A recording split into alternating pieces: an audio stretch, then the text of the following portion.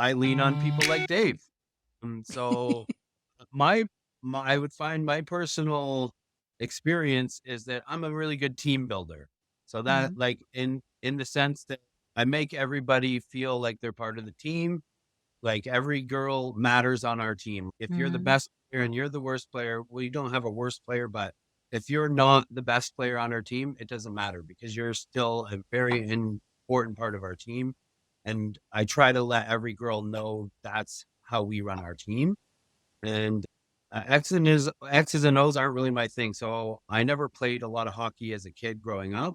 I would say that I'm not an expert in the X's and O's, but I always like to have people like Dave, and I have a very good coach with me, Coach Rel, and they're very good at X's and O's. So I don't have to be good at that, and I can focus my energy on letting the team know, bonding the team, and trying to do things that make the girls want to show up to hockey every week, right? Mhm.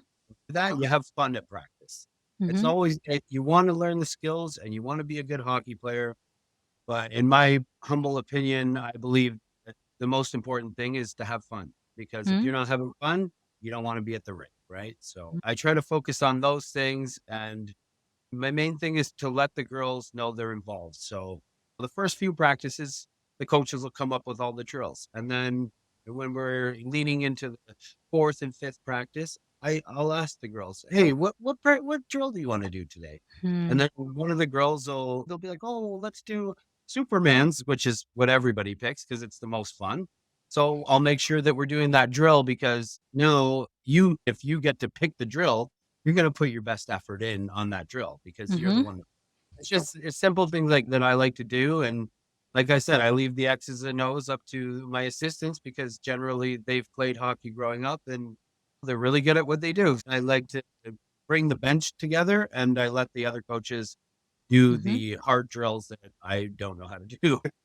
So, Now, one of the things we've been talking today about is imposter syndrome. The yeah. fact that we don't feel like we're a real coach for whatever reason. Is that something that resonates with you? Yeah, yes, very deeply, almost on the to a game to game basis. So, like some days you feel really good about your coaching, right? Oh, I put this girl out here and she did exactly what I told her to do and she scored and you feel really good about yourself if something like that happens. Mhm. But when something doesn't go your way, it's, oh, I wonder if it was my fault that this didn't work out, or you Mhm. put stuff on yourself that maybe you shouldn't, but Mhm. it's hard not to, right? And to correct these things, it's tough. You're always battling internally. Am I doing the right things? I find the thing I'm intimidated by the most is not the kids. The kids are the best part of the whole thing. It's just interacting with the parents. You want to feel like they can trust that you're putting their child's best interest while you're out there, like Mhm. that you're getting them to work as hard as they should be working and stuff like that. But I don't know. It's a few different things that overwhelm you as a coach. Yeah, yeah, I hear you. I hear you. I find it super interesting that you still have this kind of background anxiety because you've won each of your seasons. Yeah, but I've been lucky to win, and I'm happy that we did win. But it's like I said, it's not. It is about winning because you definitely want to win the game. But like I'm trying to uh, give them the best experience that I possibly can with the skills that I have. And luckily, I've had very good assistant coaches over my years. So his main skill about bringing the team together and making them feel good. I've never seen a team so gelled by the time we got to the finals last year. We Mhm. had music in the dressing room. The girls were all in with each other. It was really great. The one way that he does this is that after every game, we have to pick an MVP. And the way I've been brought up, Susan, I pick the MVP because I'm the coach. That is my job. And then Mhm. I'd be like, all right, it's always easy. Hey, Laura, you scored 5 goals. You get the MVP, right? But we don't want to pick the same MVP all the time. I'm going to Mhm. let Chris tell you how he picks the MVP. I allow the team to pick the MVP. There's a few reasons for it. I would say mostly the girls that are out there, they see more than we do. They're on the ice, right? Like Mhm. they're seeing things that we don't see. So maybe our goalie's having a bad game. Guess what? One of the other girls comes over and supports her and lets her know, you know what? it's a team game. If you're doing bad, we're doing bad, and we're all together. And the girl that had that bad game is going to recognize that. And you know who she's picking for start of the game?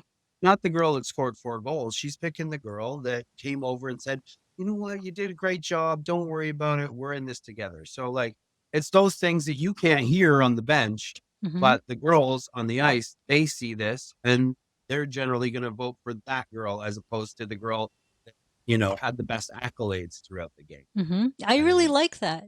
How do you get your girls to the point where they can identify these meaningful moments and nominate somebody deserving like that as opposed to the person who scored 5 goals? I would say that I get to it in small steps.